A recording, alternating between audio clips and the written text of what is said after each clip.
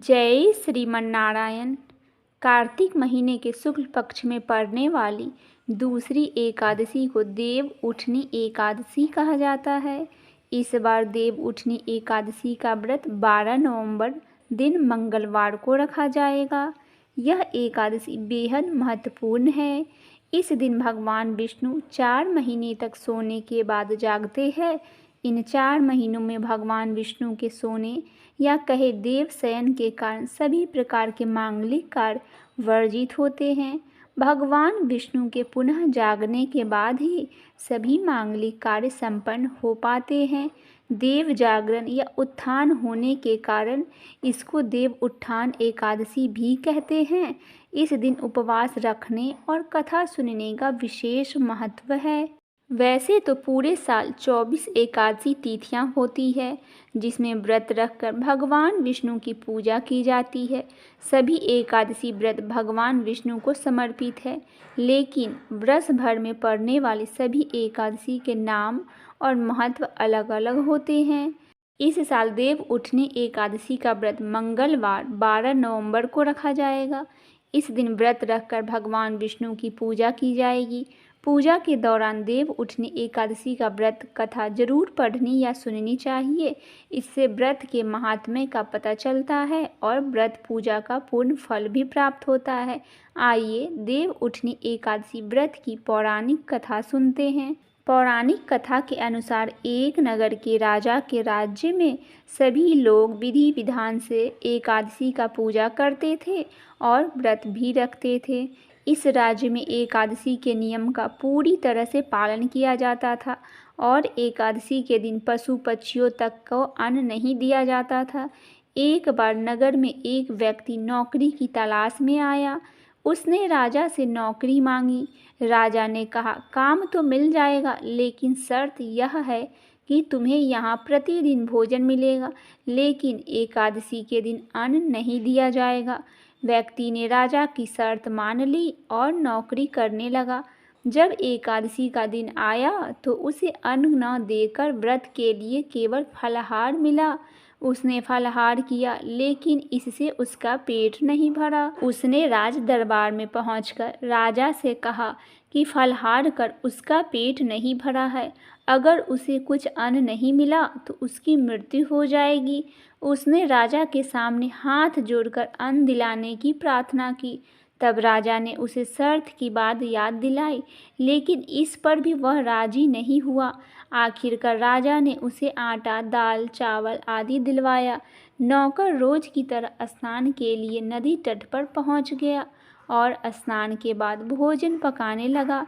भोजन तैयार कर वह ईश्वर को इसे स्वीकार करने को पुकारने लगा। तभी वहाँ भगवान विष्णु वहाँ प्रकट हो गए। उसने भगवान के लिए भी भोजन परोसा। भगवान ने भोजन खाया और व्यक्ति ने भी भोजन खाया। भोजन के बाद भगवान श्री हरि वैकुंठ लौट गए और व्यक्ति भी अपने काम पर लौट गया। 15 दिन बाद जब फिर से एकादशी तिथि आई, उसने राजा से 2 गुना अन्न देने की मांग की। उसने राजा से कहा कि पिछली बार उसके बाद साथ प्रभु ने भी भोजन किया था, जिससे उसका पेट पूरा नहीं भर पाया। नौकर की बात सुन राजा को आश्चर्य हुआ। राजा ने कहा, प्रभु तुम्हारे साथ भोजन कैसे कर सकते हैं? राजा ने उसे 2 गुना अन्न तो दे दिया, लेकिन नदी किनारे पेड़ के पीछे छिपकर देखने लगा कि नौकर सच बोल रहा है या झूठ बोल रहा है। नौकर ने हमेशा की तरह पहले नदी में स्नान किया, फिर भोजन पकाया और फिर भोजन ग्रहण करने के लिए भगवान से प्रार्थना करने लगा। लेकिन इस बार भगवान नहीं आए। उसने भगवान से कई बार आने की प्रार्थना की, लेकिन जब भगवान नहीं आए तो उसने कहा कि प्रभु, यदि आप नहीं आएंगे तो मैं नदी में कूद जाऊंगा। इसके बावजूद भी भगवान वहां नहीं आए और आखिरकार वह नदी के पास जाकर छलांग लगाने लगा। तभी भगवान श्री हरि ने आकर उसे रोक लिया और उसके साथ बैठकर भोजन किया और फिर बैकुंठ चले गए। राजा यह सब दृश्य देखकर हैरान रह गया। उसे इस बात का ज्ञान हो गया कि किसी भी व्रत के लिए व्यक्ति का मन पवित्र और आचरण शुद्ध होना चाहिए, तभी व्रत संपन्न होता है और उसका फल भी मिलता है। इसके बाद राजा भी पवित्र मन और श्रद्धा भाव से एकादशी का व्रत करने लगा। आइए देव उठनी एकादशी की दूसरी पौराणिक कथा सुनते हैं। धर्म ग्रंथों में दी गई कथा के अनुसार एक राज्य में एकादशी के दिन प्रजा से लेकर पशु तक कोई भी अन्न नहीं ग्रहण करता था। एक दिन भगवान विष्णु ने राजा की परीक्षा लेने की सोची और सुंदर सी स्त्री का भेष बनाकर सड़क के किनारे बैठ गए। राजा की भेंट जब सुंदरी से हुई तो उन्होंने उसको वहां बैठने का कारण पूछा। स्त्री ने बताया कि वह बेसहारा है। राजा उसके रूप पर मोहित हो गए और बोले कि तुम रानी बनकर मेरे साथ महल में चलो। सुंदर स्त्री के राजा के सामने शर्त रखी कि ये प्रस्ताव तभी स्वीकार करेगी जब उसे पूरे राज्य का अधिकार दिया जाएगा और वह जो बनाए राजा को खाना होगा। राजा ने शर्त मान ली। अगले दिन एकादशी पर सुंदरी ने बाजारों में बाकी दिनों की तरह अन्न बेचने के आदेश दिया। मांसाहार बनाकर राजा को खाने पर मजबूर करने लगी। राजा ने कहा कि आज एकादशी का व्रत, मैं तो सिर्फ फलाहार ग्रहण करता हूँ। रानी ने शर्त याद दिलाते हुए राजा को कहा कि अगर वह तामसिक भोजन नहीं खाया तो मैं बड़े राजकुमार का सिर धड़ से अलग कर दूंगी। राजा ने अपनी स्थिति बड़ी रानी को बताई।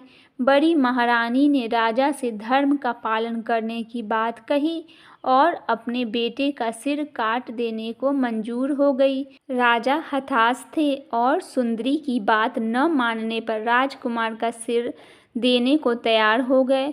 सुंदरी के रूप में श्री हरि राजा के धर्म के प्रति समर्पण देखकर अति प्रसन्न हुए और उन्होंने अपने असली रूप में आकर राजा को दर्शन दिए। विष्णु जी ने राजा को बताया कि तुम मेरी परीक्षा में सफल हुए, कहो क्या वरदान चाहिए।